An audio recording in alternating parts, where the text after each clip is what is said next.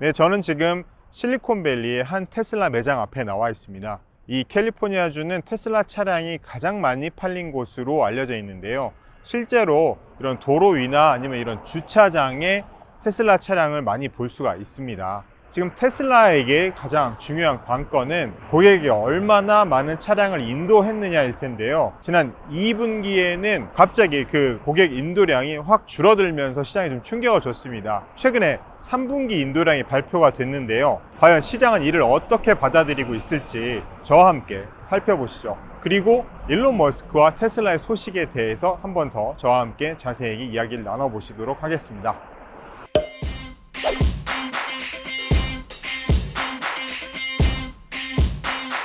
이곳 미국 시간 기준 지난 2일 테슬라는 3분기 차량 인도량이 34만 3,800대라고 이렇게 발표를 했습니다. 전년 동기 대비 42%가량 증가한 수치인데요. 일단 긍정적으로 볼 수 있는 부분은 2분기 인도량 감소에서 회복했다는 겁니다. 지난 2분기에는 중국 상하이 공장이 코로나19 대유행으로 폐쇄되며 생산이 중단됐었죠. 게다가 글로벌 공급망 문제가 지속이 되면서 부품 등의 조달에 차질을 빚어졌었습니다. 또 그 결과 2분기 인도량이 25만 5천 대에 그쳤었습니다. 그래서 올 1분기까지 인도량이 직전 분기보다 지속적으로 계속 늘어나면서 빠른 성장을 해왔었던 테슬라의 2분기에 꺾이면서 뭔가 적신호가 들어왔다, 이런 좀 안 좋은 소식이 좀 있었습니다. 그래프를 보시면 확실히 이렇게 쭉 꾸준히 증가를 해왔었으면 직전 분기 대비 계속 증가해왔고 1년 전 대비뿐만 아니라 전년 동기 대비뿐만 아니라 계속 이렇게 직전 분기 대비 계속 성장하는 모습을 보여오다가 지난 2분기 이렇게 확 꺾였던 거죠. 근데 지금 거기에서 다시 이렇게 회복하는 모습을 보여줬다. 그리고 올 1분기라든지 이런 때에 비해서 많이 올라간 모습이기 때문에 굉장히 성공적이다, 이런 얘기를 좀 할 수 있을 것 같습니다. 이런 부분이 긍정적인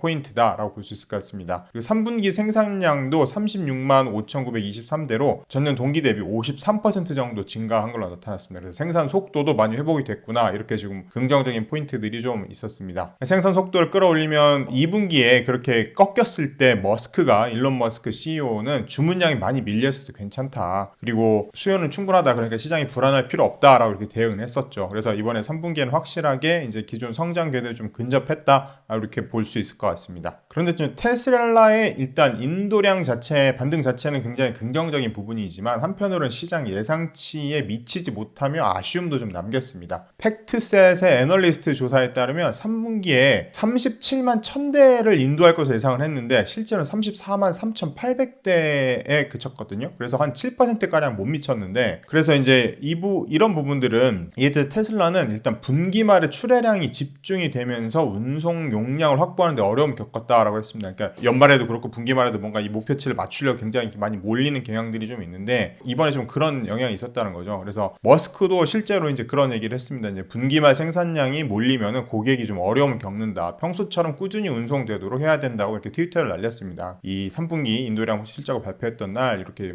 얘기를 했습니다. 시장 기대에 맞추지 못한 것에 대해서 이제 테슬라 전기차에 대한 수요가 줄어든 건 아니냐라는 의문을 제기하는 애널리스트도 있었습니다. 번스타인 리서치의 토니 사코나기 주니어라는 애널리스트는 중국에서 일부 모델의 경우에는 대기 시간이 좀 줄어들고 있다. 이제 출고까지 대기하는 시간들이 있는데 굉장히 이거 너무 길어져가지고 불편해하고 막 그러는 경우들이 있었는데 이게 좀 줄고 있다라는 얘기가 있고요. 그러면서 테슬라가 점증적인 수요 완화에 직면할 수 있다라는 좀 얘기를 했습니다. 대기 시간이 줄어든다는 게 결국에는 조금 테슬라에 대한 수요가 막 꺾이고 있는 거 아니냐, 좀 수요 완화가 있지 않겠냐. 근데 그렇다고 해도 확 꺾인다기보다는 점증적으로 조금씩 그런 게 아니겠냐라고 약간 조심스럽게 얘기를 한 거죠. 그러니까 뭐 중국 같은 경우에는 저가의 다른 경쟁사들이 많으니까 고가의 차량을 오랫동안 기다리기보다는 어느 순간 이제 다른 차량으로 갈아타게 하는 경우도 있을 수 있다, 뭐 이런 식으로도 해석이 될 수 있을 것 같습니다. 그렇다면 이제 중요한 것은 4분기 인도량일 텐데요. 제가 오타가 났습니다. 4분기 인도량의 관건인데 결국에는 생산 속도를 끌어올려서 인도량 목표를 달성을 해야 됩니다. 테슬라는 연간 인도량을 전년 대비 매년 50% 증가시키겠다라는 목표를 갖고 있는데요. 이제 4분기에 그렇다면 이 목표를 달성을 하려면은 49만 5천 대가량을 인도해야 된다는 계산이 나옵니다. 그래서 올 3분기 인도량보다 약 43% 정도를 늘려야 되는 상황인데 상당히 높은 수준의 목표라는 게 좀 시장의 시각입니다. 팩트셋의 월가 애널리스트 분석에 따르면은 테슬라는 연간 140만 대를 인도하기 위해서 스트럭을 되게 고군분투할 것으로 예상이 된다. 그러면서 월가는 이제 예상 전망치가 4분기에 47만 4천 대 수준입니다. 이 정도로 지금 인도하지 않겠느냐. 그래서 사실 조금 이 목표를 달성하는데 좀 어렵지 않겠느냐라는 시각이 좀 있죠. 결국에는 공장에서 생산 속도를 끌어올리는 게 이제 문제 핵심인데 이미 2분기 때부터 제기됐던 문제입니다. 독일 베를린 공장 그리고 텍사스의 오스틴 공장의 생산 속도를 얼마나 어떻게 끌어올리느냐가 지금 최대 화두입니다. 그래서 이제 그것과 관련해서 머스크의 발언을 조금 정리를 해봤습니다. 7월달에 한 얘기인데 향후 12개월 동안 약 190만 대 명목상 생산 능력을 확보했다. 그리고 연말쯤이 되면 주당 4만 대가량을 생산할 수 있을 것으로 예상이 된다. 이런 얘기를 하면서 좀 긍정적인 자기들의 전망을 얘기했었고요. 8월에는 또 어렵다는 얘기도 했었습니다. 공장은 마법처럼 가동되지 않는다. 여전히 해야 할 일이 많다라고 하면서 약간의 어려움이 있다는 것도 좀 약간 내비쳤고요. 그리고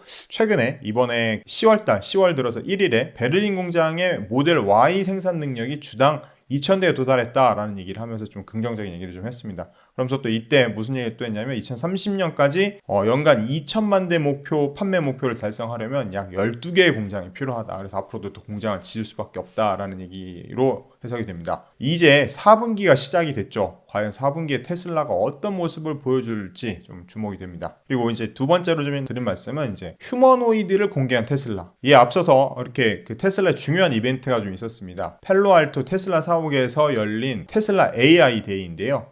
휴머노이드 인간형 로봇 옵티머스를 이 자리에서 공개를 했습니다. 이렇게 머스크가 나와서 직접 이렇게 옵티머스라는 이름의 휴머노이드를 공개를 했습니다. 테슬라가 단순히 전기차 생산하는 업체가 아니라 이렇게 로봇을 대량 생산해 판매하겠다라는 그런 계획을 이제 공개를 한 거죠. 이 자리에서 머스크는 앞으로 3에서 5년 내에 수백만 대를 양산할 계획이다. 그러니까 옵티머스의 성능을 끌어올린 다음에 수백만 대를 양산하겠다. 그래서 앞으로 3에서 5년 이내에 로봇 주문을 받을 수 있을 것이라고 얘기를 했습니다. 그래서 가격은 $20,000 이하다. $20,000 이하라는 게 어느 정도 수준이냐면 테슬라 모델 Y 가격의 3분의 1 정도 수준이고 다른 경쟁사들이 개발하고 있는 휴머노이드 추정 가격의 5분의 1 정도 수준입니다. 사실 아직은 초기 단계이기 때문에 아쉬운 부분이 많이 있었습니다. 머스크도 사실 옵티머스를 개선하고 성능을 검증하기 위해서 아직 할 일이 많다면서 아쉬움을 사실 본인도 살짝 인정을 했습니다. 그리고 이제 그 외에 화분에 물을 주고 상자로 옮기는 그런 영상이 공개되기도 했는데요. 관절 역할을 하는 액추에이터가 28개 탑재됐다고 합니다. 손에만 11개가 설치돼가지고 조금 이 손으로 손목과 손가락을 구부리거나 펴는 동작이 가능하다고 합니다. 다만 이제 아쉬운 부분들을 좀 지적하는 전문가들이 좀 있는데 에런 존슨 카네기 멜론대 교수의 경우는 이제 테슬라가 매우 빠르게 상당한 수준에 도달했다는 건 굉장히 인상적이다라고 말하면서도 근데 이렇게 많이 대량 생산해서 과연 어디에 사용할 것이냐 여전히 명확하지 않다. 좀 이제 사업 모델이나 이런 부분까지도 좀 보고 있는 것 같은데요. 지금 시장에서 전망은 이런 공장에서 이렇게 물건을 나르고 생산하는데 이런 이 휴머노이드를 쓰지 않겠냐, 옵티머스 쓰지 않겠냐 이런 얘기가 좀 나오고 있습니다. 테슬라가 3분기 인도량을 발표한 이틀 전부터 지금까지 8명의 애널리스트가 의견을 내놨는데 모두 기존 의견을 유지했습니다. 바꾼 사람은 없었고요. 그리고 매수가 이 바이 의견을 낸 사람이 6명, 보유가 1명, 그리고 매도가 1명이었습니다. 아무래도 이 눈에 띄는 거는 JP 모간의 매도 의견인데요. 어떤 의견을 내놨냐? 인도량 전망치를 맞추지 못한 것은 자기 회사 JP 모간의 기대와 일치한다. 그러면서 옵티머스는 흥미를 끄지 못했다고 약간 혹평을 좀 날렸습니다. 그러면서 기존 내연기관 자동차 업계의 심화되는 경쟁 속에서 뚜렷이 구분되지 못한다. 이렇게 되게 안 좋은 분석을 좀 내놨고요. 목표 주가는 현재 $153로 현재보다 42% 여기서 오늘 좀 떨어진 것까지 반영하면 한 38% 정도 하락할 여지가 있다라고 좀 경고를 했습니다. 근데 원래 이 JP모건이 좀 굉장히 테슬라의 부정적인 의견을 지속해서 냈던 것임을 감안해서 해석할 필요는 있을 걸로 보입니다. 골드만삭스의 경우는 매수 의견을 계속 유지를 했습니다. 전망치에 도달하지 못했기 때문에 주가 하락은 좀 불가피하지만 이 전기차로 전환해 가고 있는 그런 장기적인 흐름 속에서 이익을 계속 낼 수 있을 것이라는 의견입니다. 표 주가는 $333, 약 33%가량 상승 여력이 있는 것으로 나타나고 있습니다. 그래서 이런 것들을 좀 종합해서 좀 보시면 좋을 것 같고요. 이걸 앞으로 투자에 좀 참고하시면 좋을 것 같고요. 제가 오늘 여기 말씀을 좀 페이지를 넣지는 못했는데 머스크가 트위터를 원래 가격대로 인수한다는 보도도 전해졌었습니다. 가짜 계정 비율을 문제 삼으면서 인수를 철회를 했었는데 머스크가 이제 이번에 소송에서 질 것을 우려해서 원래 가격인 주당 $54.2에 인수하겠다는 소식이었습니다. 3개월 만에 자신의 의견을 다시 바꾼 거죠. 그래서 웨드부시 증권의 경우는 어떻게 얘기를 했냐면 승소 가능성이 매우 낮다는 점을 머스크가 인식했다는 명백한 신호다라고 하면서 $440억 거래는 어떤 식으로든 완료가 될 것이라고 진단했습니다. 결국 이제 이 자금을 어떻게 마련할 것인가가 관건인데, 더 이상 테슬라 주식 매각은 없다고 했던 머스크가 어떻게 나올지 한번 지켜봐야 될 것 같습니다. 최근 며칠간 테슬라에 참 많은 일들이 좀 있었습니다. 일단 이틀 동안 주가는 약세인데 앞으로 또 어떤 반전 카드가 나올지 주목이 됩니다. 실리콘밸리에서 서기열 특파원이었습니다.